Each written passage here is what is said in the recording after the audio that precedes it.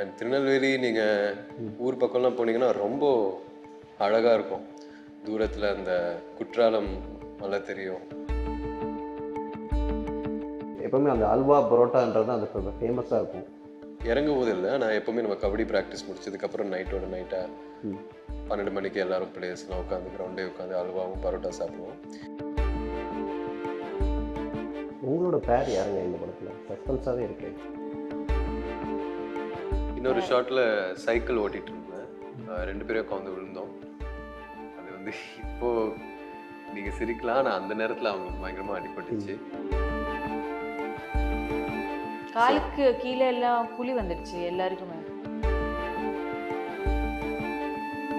தந்தி TV நேயர்களுக்கு வணக்கம். இன்று சிறப்பு நேர்காணலில் பைசன் படக்குழுவினர் நம்ம இடையே இருக்காங்க. இது தீபாவளி ஸ்பெஷல் இன்டர்வியூ. நிறைய கேள்வி இருக்குது, வாங்க கேட்கலாம். சரி, வணக்கம்.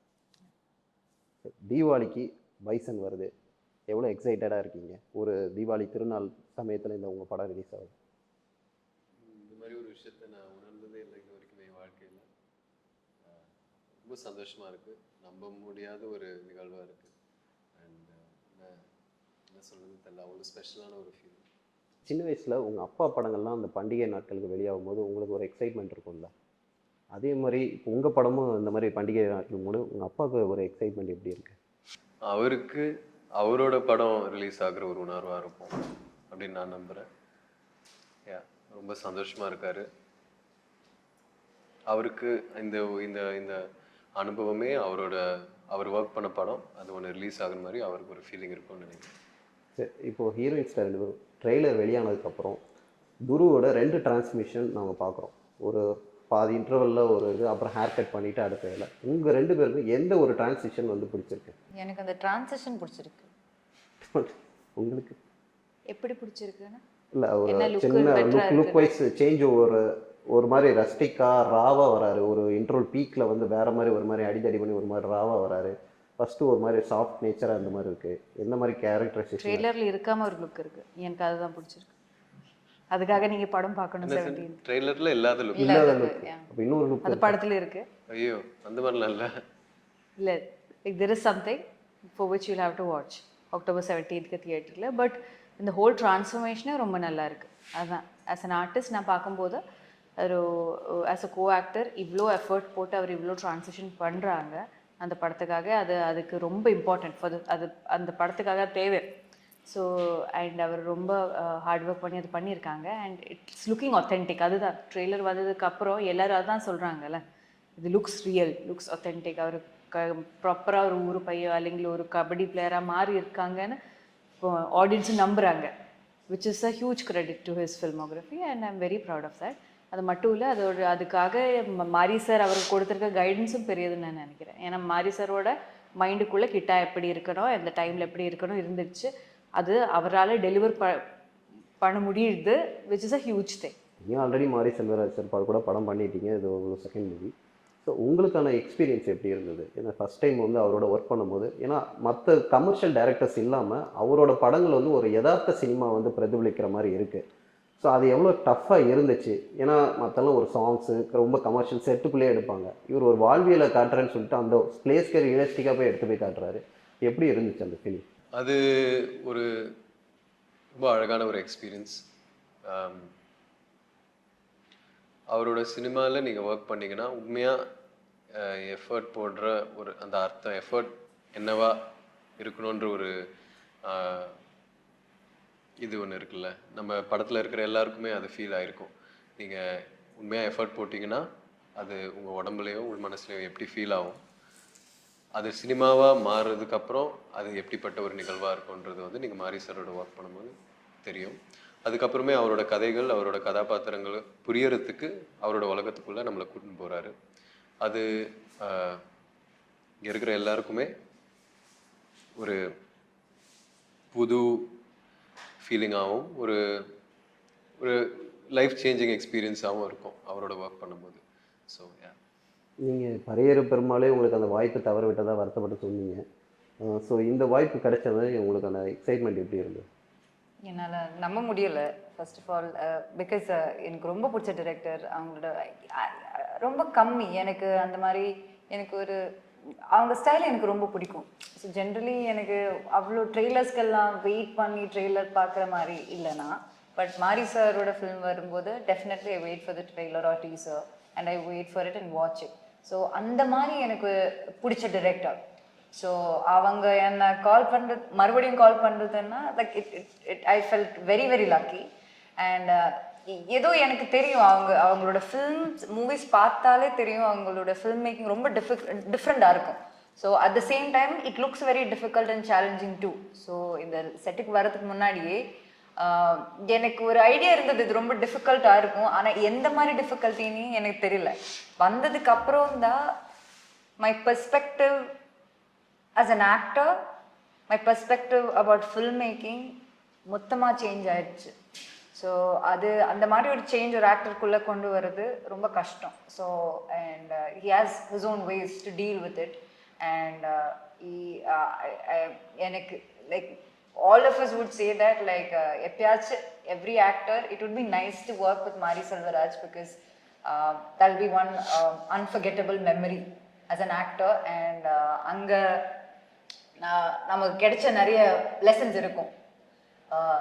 we unlearn a lot of things, we learn a lot of things. அதெல்லாம் நம்மளோட கரியரில் ரொம்ப ஹெல்ப் பண்ணும்.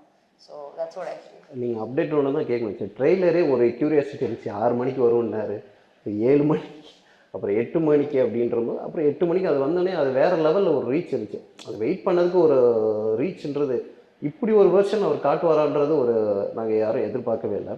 செட்டில் எப்படி இருப்பார் மாரி செல்வராஜ்? ஒரு மிலிட்ரி வார்டன் மாதிரி இருப்பாரா, இல்லை ரொம்ப ஜோவியலாக இருப்பார்? ஏன்னா ஒரு மாதிரி சீரியஸ் இன்டென்ஸாக இருக்குல்ல ட்ரெய்லர். தேவையான போதெல்லாம் அவர் கொஞ்சம் ரொம்ப ஜாலியாக இருப்பார், இல்லைன்னா ரொம்ப சீரியஸாகவும் ஸ்ட்ரிக்டாக இருப்பார். அவர் அப்படி இருக்கிறதுனால தான் அவரோட அவுட்புட் இப்படி இருக்குன்னு நான் நம்புகிறேன். அது ஸ்ட்ரிக்டாக இருந்தால் தான், சீரியஸாக இருந்தால் தான் நம்ம ஒரு டைரக்டராக இவர் எப்படிப்பட்ட டைரக்டர், இவர் எந்த மாதிரி கதை எடுக்கிறாருன்ற ஒரு ஆக்டராக நம்ம முழுமையாக புரிஞ்சு அதுக்குள்ளே இறங்கி பண்ணும்போது அவர் சீரியஸாக இருக்கிறது மேலே ஒரு நல்ல புரிதல் 3 பேருக்கும் இருக்கும். அண்ட் அது படத்துக்கு தேவையானது. அண்ட் அவர் எல்லா படத்துக்குமே அது தேவையானதாக நான் பார்க்குறேன். அந்த சீரியஸ்னஸ் தான், அந்த இன்டென்சிட்டி தான், அவர்கிட்ட இருக்கிற அந்த எனர்ஜி தான் ஒவ்வொரு ஃப்ரேமுக்கும் ட்ரான்ஸ்லேட் ஆகுதுன்னு நான் நம்புகிறேன். எப்போவுமே ஷூட்டிங் ஸ்பாட் முடிஞ்சோடனே எல்லாருமே ஒரு 6 மணிக்கு பேக்கப் ஆகிடும்போது எல்லோரும் அந்த ஊரை சுற்றி பார்க்கணும்னு நினைப்பாங்க. நீங்கள் எப்படி திருநெல்வேலி ஃபுல்லாக சுற்றி பார்த்துட்டீங்க? நம்ம எடுத்த ஷூட்டுமே அங்கே இருக்கிற அழகான இடத்த, வயல்களை எல்லாம் பார்த்து எக்ஸ்பீரியன்ஸ் பண்ண மாதிரி தான். ஏன்னா அந்த மாதிரி லொக்கேஷன்ஸ்லாம் தான் நம்ம ஷூட் பண்ணியிருக்கோம். ஸோ அந்த அனுபவம் எல்லாருக்கும் கிடைச்சிது. அண்ட் திருநெல்வேலி நீங்கள் ஊர் பக்கம்லாம் போனீங்கன்னா ரொம்ப அழகாக இருக்கும். தூரத்தில் அந்த குற்றாலம் மலை தெரியும். அங்கே வெயில் பயங்கரமாக அடிக்கும், குளிரும் போது ரொம்ப குளிராக இருக்கும், மழை காற்று எல்லாம் ஒரு எக்ஸ்ட்ரீமாக இருக்கும். இருந்தாலுமே அந்த இடத்துல ஒரு சாந்தமும் ஒரு பீஸ் ஒன்று இருக்கும் ஆக்சுவலாக திருநெல்வேலி சைட்லலாம். எப்போவுமே யார் அது முதல்ல இறங்கினாலும் போயிட்டு இருட்டு கடை போய் அல்வா வாங்கிட்டு வருவாங்க. ஸோ உங்களுக்கு 3 பேர் இறங்கினோடனே போயிட்டு முதல் வேலையை அது எப்போவுமே அந்த அல்வா பரோட்டான்றது அந்த ஃபேமஸாக இருக்கும். இறங்கும் போது இல்லை, நான் எப்போவுமே நம்ம கபடி ப்ராக்டிஸ் முடிச்சதுக்கப்புறம் நைட்டோட நைட்டாக 12 மணிக்கு எல்லாரும் பிளேயர்ஸ்லாம் உட்காந்து கிரவுண்டே உட்காந்து அல்வாவும் பரோட்டா சாப்பிடுவோம். இன்னொன்று அந்த தாமிரபரணி ஆறு இருக்கு இல்லையா, அங்கே நம்ம நிறைய ஷூட் பண்ணோம். அதுவும் ஒரு ரொம்ப அழகான இடம். தமிழ்நாட்டில் இப்படி ஒரு சீனரி இருக்கும்னு நான் எதிர்பார்க்கல. நான் அங்கே போயிட்டு தங்கும்போது தான் எனக்கே தெரிஞ்சிருச்சு இது இவ்வளோ அழகான ஒரு இடம். படம் முடியும் போது அவர் ரியல் கபடி பிளேயராக ஆகிட்டாரு. ஸோ இப்போ அடுத்தடுத்து மேட்ச்லாம் விளையாடலாம் அப்படின்ற அளவுக்கு ஒரு ஃபுல் ஃப்ளெஜ்டாக தெரிஞ்ச அவங்களுக்கு he said somewhere கபடி நல்ல சினிமாவோட பிடிக்குமா ஏதோ he said like that. And I think he forgot at some point, he actually forgot that he's an actor. அங்க kabaddi player like as if he's actually preparing for a match. Kabaddi ரொம்ப நாள் அதை learn பண்ணதுனால பழகின பயலோ எல்லாரும் கபடிக்குள்ளே இருந்து அந்த வாழ்க்கையை வாழ்ந்துட்டு இருந்ததுனால நானும் அந்த மைண்ட் செட்குள்ளே வந்துட்டேன். ஸோ எனக்கு கபடினா ரொம்ப பிடிக்கும். அண்ட் உங்களோட பேர் யாருங்க இந்த படத்தில்? சஸ்பென்ஸாகவே இருக்கேன். சஸ்பென்ஸ். பசுபதி படங்களில் நிறைய படங்களில் ஒரு மாதிரி ரவுடியாக இருந்தாலும் அது வேற ஒரு மேனரிசமில் இருப்பார். அதுக்கப்புறம் ஒரு சேஞ்ச் ஓவரில் ஒரு மாதிரி யதார்த்தமான ஒரு அப்பா கதாபாத்திரமாக இருக்கட்டும் மாதிரி இருக்கார். இந்த படத்தில் அவர் ஒரு மெத்தட் ஆக்டர் வேறு. உங்களுக்கான ட்ரைனிங் எப்படி இருந்துச்சு அவரோட? அவரோட ஒர்க் பண்ண உணர்வு எப்படின்னா, பசுபதி சாரை நான் வந்து தூள் படம் ஷூட் பண்ணிட்டு இருக்கும்போது நான் மீட் பண்ணியிருப்பேன்னு நினைக்கிறேன். ரொம்ப மிரட்டலா இருப்பார். அதுக்கப்புறம் ஸ்க்ரீனில் தான் நிறைய பார்த்துருக்கேன். இப்போ சமீப காலத்தில் சார்பாட்டலையும் தங்கலான்லையும். இந்த படத்தில் அவரோட ஒர்க் பண்ண உணர்வு எப்படின்னா, அவர் வந்து எப்பப்பெல்லாம் பிரேக் கிடைக்குதோ அவர்கிட்ட ஒரு சேர் போட்டு 3 பேருமே உட்காந்து கேள்வி கேட்போம் நிறைய. இந்த படத்தில் வெயில் படத்தில் அந்த சீன் எப்படி பண்ணீங்க, இந்த படத்தில் இந்த சீன் எப்படி நடிச்சீங்க, பயங்கரமான ஆக்டிங், அதை பற்றி கொஞ்சம் சொல்கிறீங்கன்ட்டு நிறைய கேள்வி கேட்டுக்கிட்டே இருப்போம். வெயில் படத்தில் ரொமான்ஸ்லாம் இருக்குங்க. அண்ட் அதில் பாட்டும் செம்மையாக இருக்கும். ஐ திங்க் ஒரு ஜிவிஎனோட முதல் ஆல்பம், அந்த படத்துக்குன்னு ஒரு மேஜிக் இருக்குது ஆக்சுவலாக. ஸோ அவரோட ஒர்க் பண்ணும்போது அந்த மொத்த சீனையுமே ரொம்ப இமோஷ்னலாகவும் ரொம்ப இயல்பாகவும் மாற்றக்கூடிய ஒரு நடிகர் அவர். ஸோ அவரோட ஒர்க் பண்ணதில் ஒரு பெரிய லேர்னிங் எக்ஸ்பீரியன்ஸ் எனக்கு. அது ஒரு பிளெஸ்ஸிங்காக நான் பார்க்குறேன். அவர் இந்த படத்தில் ஒரு முக்கியமான பங்காக இருக்காருன்றது வந்து நான் எப்போவுமே லைஃப் லாங் அது யோசித்து ரொம்ப சந்தோஷப்படுவேன். ஒரு போஸ்டர் நீங்கள் நடுவில் இருக்கீங்க, இந்த பக்கம் அமீர் சார் இருக்கார், இந்த பக்கம் லால் சார் இருக்கும்போது எனக்கு வந்து அந்த வட சென்னையில் பார்க்குற மாதிரி தனுஷ், சமுத்திரக்கண்ணி, இந்த இது பக்கம் அப்படி அந்த மாதிரி ஒரு ஃபில்ட்டாகவே இருந்துச்சு. ஸோ இது ஒரு மாதிரி எப்படி ஆக்ஷன் பேக்ட் ரொம்ப கோராக இருக்குமா, இல்லை ஸ்போர்ட்ஸை மட்டும் மையப்படுத்தி வரும் படமா? ரெண்டுமே இருக்கும். அண்ட் அவங்களோட கேரக்டர்ஸ்க்கான முக்கியமான மெசேஜும் பங்கும் இந்த கதையில் இருக்குது நான் நம்புகிறேன். ரொம்ப இம்பார்ட்டண்ட் ரோல்ஸ் 2 பேருக்குமே. இது வெறும் ஒரு ஸ்போர்ட்ஸ் ட்ராமாவாக இல்லாமல் தமிழ்நாட்டில் தென் மாவட்டத்தில் நடக்கிற நிறைய விஷயங்கள் பற்றி இந்த கதை பேசப்படும். அண்டு எல்லாருக்கிட்டையும் போய் சேர வேண்டிய ஒரு கதையாக நான் பார்க்குறேன். எல்லோரும் வந்து படத்தை பார்க்க வேண்டிய ஒரு படமாக இருக்கும்னு நான் நம்புகிறேன், அவங்களோட கேரக்டர்ஸ் பொறுத்த வரைக்கும். அவர் கபடி பிளேயர், பயங்கரமாக அடி வாங்கியிருப்பாப்பு. நீங்கள் அதை ரியலிஸ்டிக்காக அந்த கதாபாத்திரத்தில் இருக்கும்போது உங்களுக்கு ஏதாவது இன்சிடெண்ட் இருந்துச்சா? இந்த மாதிரி அடிக்கடி பண்ணுற மாதிரி சம்பவம்லாம் இருந்துச்சா? நீங்கள் கூட நீச்சல் குளத்தில் குதிச்சிட்டிங்கன்னு வேற சொன்னீங்க. அது எனக்கு ஸ்விம்மிங் ப்ராப்பராக தெரியாதனால அது நடந்துருச்சு. ஆனால் அது ரொம்ப ரோவான ஒரு ஸ்டோரி. இன்னொரு ஷாட்டில் சைக்கிள் ஓட்டிகிட்டு இருந்தேன், அவங்க வந்து பின்னாடி உட்காந்துட்டு இருந்தாங்க. நம்மளோட கேமராமேனோட கிம்பிள் ஆப்ரேட்டர் கொஞ்சம் லைட்டாக சொதப்பினதுனால 2 பேரும் கவுந்து விழுந்தோம்.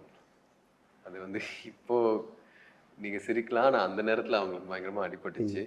அண்ட் அவங்களால கொஞ்ச நாள் ஷூட் பண்ண முடியல, அது பெரிய இன்ஜுரிவாக இருந்துச்சு. ஸோ நான் மட்டும் இல்லை, அனுபமா, ரஜிஷா, பசுபதி சாருக்கெல்லாம் ஒரு பெரிய இன்ஃபெக்ஷன் ஒரு சீன் ஷூட் பண்ணதுக்கப்புறம். நிறைய இடங்களில் ஒரு மாதிரி முள்ளுக்காடாக இருக்கும். திருநெல்வேலி ஷூட்டிங் பிளேஸ்லேயே பார்த்தீங்கன்னா நிறைய இடங்களில் முள்ளுக்காடாக இருக்கும். அப்போது நமக்கு நடக்கிற பாதையை நம்ம என்னதான் செப்பல் போட்டாலும் நம்ம அது ஒரு வாரத்தில் ஓகே ஆகிடும். ஒரு வாரத்தில் நம்ம அங்கே போகும்போது அது ஹியூமன் நேச்சர். நம்ம எந்த ஜியோகிரஃபியில் நம்ம பிளேஸ் பண்ணால் அதை இப்போ மலைன்னா அப்படியே வாக் பண்ணுறதுக்கு ஒரு பாடி லாங்குவேஜ் இருக்குது. பிளெயின் ஃபீல்டு டெசர்ட்டில் நீங்கள் போட்டால் வேற ஒரு பாடி லாங்குவேஜ் அது வந்துடும், அது பிரச்சனை இல்லை ஆனால் இது படம் ரொம்ப ரான ஒரு, அது மாரி சாரோட எல்லா படமே ரொம்ப ரியலான ரான film making. There are no gimmicks. புரியுதா? ஓகே, இப்போ அடிபட்டுறதான அது நம்ம ஆக்ட் பண்ணும்போது யூ வில் ஹாவ் தட், அந்த எனர்ஜி எடுத்து அடி ரியலாக பட்டாலும் உனக்கு நமக்கு பிரச்சனை எல்லா மாதிரி ஆகிடும். நான் வந்து அங்கே ஷூட் பண்ணிட்டு இருக்கும்போது ஒரு நாள் வந்து ஒரு வயசானவங்க வந்து வயலில் நடந்து போயிட்டு இருந்தாங்க. ஒரே முள்ளாக இருந்துச்சு தரையில். அவங்க பாட்டுக்கு ஒவ்வொரு வாட்டியும் குத்தும் போது அப்படியே அவங்க காலை தூக்கி அதை பறித்து நடங்க தொடங்கினாங்க. அதே மாதிரி எங்கள் 3 பேருக்கும் அந்த மாதிரி அனுபவங்கள் நிறைய. ஒரு பாயிண்ட்டுக்கு மேலே, ஏன்னா யாரும் அங்கே செருப்பு போடுறது இல்லை, அந்த மாதிரி இல்லை, காலுக்கு கீழே எல்லாம் குழி வந்துடுச்சு எல்லாருக்குமே. ஸோ அது இயல்பாக நடக்கிற ஒரு விஷயம் தான். அது முள்ளுக்காடாக இருக்கிறதுனால இல்லை, ஆனால் ரொம்ப ராவாக, ரொம்ப இன்டென்ஸாக, ரொம்ப நம்மளோட வாழ்வுக்கு வெளியே இருக்கிற நிறைய விஷயங்கள் நம்ம ஷூட் பண்ணதுனால செட் ஆகிறதுக்கு கொஞ்சம் நேரம் ஆகிருக்கும், நிறைய இன்ஜுரிஸ் இருந்திருக்கும் எல்லாருக்கும். சார், அதுக்கப்புறம் வந்து மாரி செல்வராஜ் மேலே ஒரு விமர்சனம் வைக்கிது. ஒரு நிறைய சில டேரக்டர்ஸ் வந்து இப்போ அவர் வேறு ஒரு சேஞ்ச் ஒரு சினிமா கொண்டு வந்தாலுமே தொடர்ச்சியாக அவர் மேலே ஒரு விமர்சனம் வைக்கிறது. ஒரு கம்யூனிட்டி சார்ந்த விஷயங்கள் அவர் படமாக எடுக்கிறாரு, ஒரு வாழ்வியல் ஒரு சமூகத்துக்குள்ளேயே தான் இருக்கார், இதை தாண்டி அவர் வேறு எதுவுமே எடுக்க மாட்டேங்கிறாரு, ஒரு விமர்சனம் வைக்கிது. ஆனால் ஒரு படைப்பாளியாக அவரோட வேலையை அவர் சரியாக செஞ்சுட்டு வராருன்னு நீங்கள் நினைக்கிறீங்களா, இல்லை அந்த விமர்சனத்தை அதை எப்படி நீங்கள் பார்க்குறீங்க? அவரோட சினிமாவுக்கு ஒரு உண்மை ஒன்று இருக்குது. அவர் எடுக்கப்படுற படங்கள் எல்லாமே வந்து உண்மையாக அவரோட வாழ்க்கையில் அவர் சந்திச்சிருக்காரு, இந்த மாதிரி வழிகளையும் இந்த மாதிரி சம்பவங்களையும். ஸோ ஒரு ஆர்டிஸ்டாக இந்த விஷயத்த நம்ம வந்து ஒரு ஆர்ட் ஃபார்மாகவும் ஒரு கலையாகவும் மக்கள்கிட்ட போய் சேரணும். இன்னமும் இப்படி ஒரு சுச்சுவேஷன் இருக்குது. இது பேசப்பட வேண்டிய ஒரு விஷயமா நான் பார்க்குறேன் அவர் சொல்கிற படத்தில் சொல்கிற எல்லா விஷயமுமே. அண்ட் அது வந்து எடுக்கிற விதத்தில் இருக்கு இல்லையா. நீங்கள் கடைசியில் பார்த்தா இது வரைக்குமே அவருக்கு எந்த படமுமே ஒர்க் அவுட் ஆகாமல் போகலை. ஒவ்வொரு படமும் ஒரு ஹிட்டாகவும் மக்கள் மனசில் ஒரு முக்கியமான இடமாகவும் பிடிச்சிருக்கு. ஸோ அந்த விமர்சனங்களை தாண்டி பயங்கரமாக வேலை பார்க்குற ஒரு டைரக்டர் அவர். அண்ட் ரொம்ப டிசர்விங் ஆக்சுவலாக அவர் இருக்கிற இடத்த ரொம்ப டிசர்வ் பண்ணி இந்த இடத்த ரீச் பண்ணியிருக்காரு. So music Nivas K Prasanna மற்ற படங்களும் சரி, இந்த படத்தில் ஒரு மாதிரி சோல்ஃபுல்லாக ஒரு மியூசிக் இது பண்ணியிருக்காரு. மாரி செல்வராஜோட மைண்ட் செட்டுக்கு ஏற்ற மாதிரி டியூன் பண்ண மாதிரி சொல்கிறாங்க. ஸோ பாடல்கள் நீங்கள் கேட்கும்போது எப்படி? எனக்கு I think one of my favourite albums. ரொம்ப டிஃப்ரெண்டான ஃப்ளேவர் ஃபார் த மியூசிக்னா ஒவ்வொரு பாட்டும் ரொம்ப டிஃப்ரெண்ட்டாக இருக்கும். அண்ட் ஒரு ஆடியோ மட்டும் இல்லாமல் அதோட லிரிக்ஸ் ஆகட்டும், இல்லைன்னா அது அது அது விஷுவலாக, அது lyrical video. There is no lyrical video. Like we've always made something, like Mari sir has always made something very unique. So it's அதெல்லாம் that shows the passion, you know, like it's not ஒரு cinema அது கமர்ஷியலாக success ஆகணும், but அதை விட அதுக்கு நம்ம பேஷனேட்டாக ஒன்று கொடுக்கணும், ஏதோ ஒன்று டிஃப்ரெண்ட்டாக நம்ம ஆடியன்ஸ்க்கு கொடுக்கணும்னு அந்த மாதிரி ஃபீல் பண்ணுறது, அந்த மாதிரி ஃபீல் பண்ணி அதை எக்ஸிக்யூட் பண்ணுறதெல்லாம் ரொம்ப new actually. And I really love the album of this film. Mari Selvaraj sir படத்தில் எப்போவுமே ஒரு அனிமல் ஒரு கதாபாத்திரம் வந்து அப்படியே த்ரூ அவுட் ட்ராவல் ஆகும். இந்த படத்தில் பைசன் டைட்டில் வச்சுருக்கனால இதுக்கும் கதைக்கு என்ன மாதிரி ஒரு ரிலேஷன்ஷிப்? அது வந்து நீங்கள் படத்தில் தான் பார்க்கணும். ஆனால் அந்த பைசன் காலமாடனுக்கான ஒரு அர்த்தம் ஒன்று படத்தில் இருக்குது. ஓகே சார், தீபாவளிக்கு உங்கள் படம் சேர்த்து இன்னும் அடுத்தடுத்த இப்போ என்னென்னா 2K kids Gen Z kids celebration படங்களாக டியூடு வருது, டீசல் வருது, இப்போ உங்கள் படங்கள் வருது.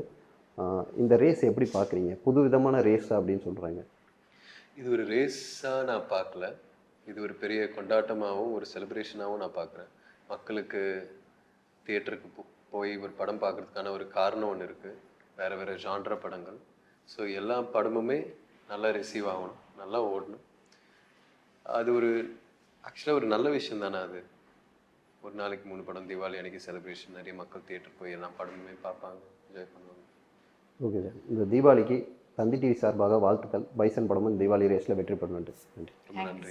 Thank you very much. Friend ஆக்கிக்கோங்க. தந்தி டிவியின் சப்ஸ்கிரைபர்ஸ் அண்ட் ஃபாலோவர்ஸ் குடும்பத்தில் நீங்களும் இணையுங்க.